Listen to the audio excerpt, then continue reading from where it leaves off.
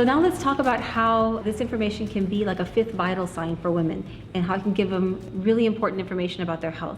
I'd like to start this section off by telling a story about a good friend of ours. She learned to chart when she was in college, and then once she was married, they were doing a program down in Guatemala, and she noticed something changing in her charts, something that looked different from her normal pattern. So she contacted her NFP teacher, and her NFP teacher agreed, yes, there is something that's not right, and you really need to go see your doctor. When her doctor did an investigative ultrasound, she found a tumor on her left ovary and sent her straight to a surgeon to figure out a plan. So she went into surgery, they had to remove her ovary, and she remembers asking, when she got out and she was in recovery, asking the surgeon, what if we would have waited another month or something? The surgeon said, we wouldn't have wanted you to wait another week to come in and have this taken care of because it was borderline cancer. It was wonderful that she was able to preserve her fertility. We have another friend of ours that had a daughter that started charting whenever she was going through puberty. So after that, she just kept it up through college, and in college she noticed something in her cycle as well, and she took it to her doctor, and her doctor said, well, how do you know that something's going on? She said, well, I've been charting all this time. She said, well, look, let me look at it. So she looked at it, and then they did some other tests, and they found out that she had the early signs of cervical cancer. Yeah.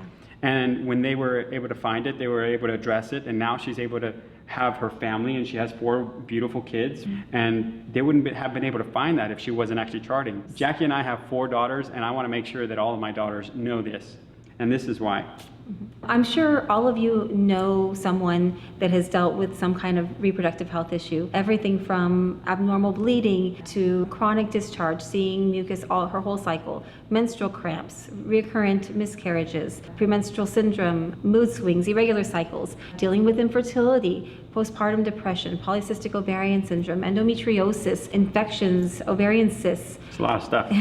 All these disorders usually have one solution to them. You go to see a typical, OBGYN, if you're suffering from any kind of disorder of the reproductive system, the cycle, they're going to recommend that you take birth control to, regulate your cycle.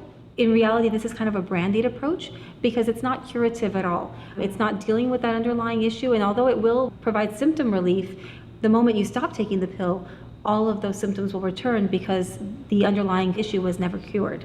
And that's why it was so wonderful when Jackie was able to find the natural procreative doctors that we found in Houston when we were living there at the time. Because we were able to see, like, whenever you're charting, what's going on in a normal cycle and what's going on when it's an abnormal cycle. So when you have a pattern that you've seen and you've collected this data for months or maybe even years, you notice when something changes. That was an issue for us. When we dealt with secondary infertility, all of a sudden, after months and months, when we wanted to achieve a pregnancy again, I had very limited mucus. And I could see that in my chart. The number of days were very small, and that was keeping us from achieving a pregnancy at the time.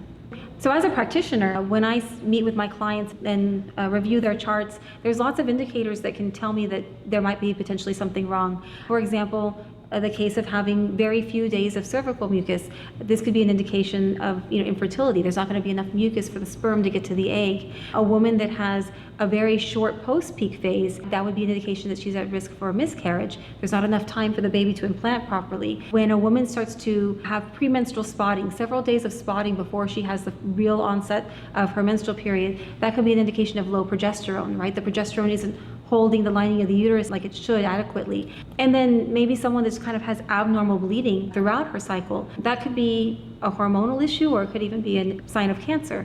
So having this information, it's vital to our health.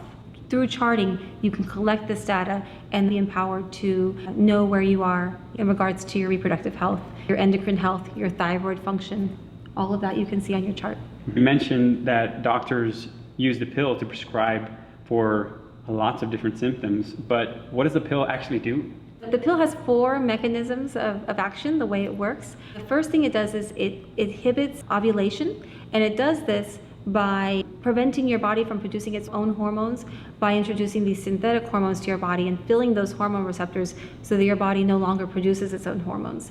The second mode of action is it thickens the cervical mucus there at the opening of the cervix to prevent sperm from getting through. Thirdly, it can inhibit sperm motility so that it can not reach the egg in time. And the fourth way is it thins the lining of the uterus. If the first 3 mechanisms fail, and a baby is conceived, it won't have anywhere to implant because the lining of the uterus has been thinned out. If you think about it right, if your body isn't producing its own natural estrogen, that's what causes that lining of the uterus to build up. It's not going to build up in that normal way. This last mode of action is important to be aware of if we believe that life begins at conception, because if that baby isn't allowed to implant, then we are losing a new life. Women often believe that the pill regulates their cycle. After the weeks of taking the pill, when they have their withdrawal bleed, they believe that that's their natural period, but in reality it's not. A period, an actual menstrual bleed, is only an event that follows an ovulation. If there is no ovulation, there is no true period. It's just a withdrawal bleed because you've been removed from the synthetic hormones. Now that we understand how these methods can improve our health and our well-being, we're going to talk a little bit about how these methods can affect our relationship as a whole, and how it can deepen intimacy and communication. That's what I want to know.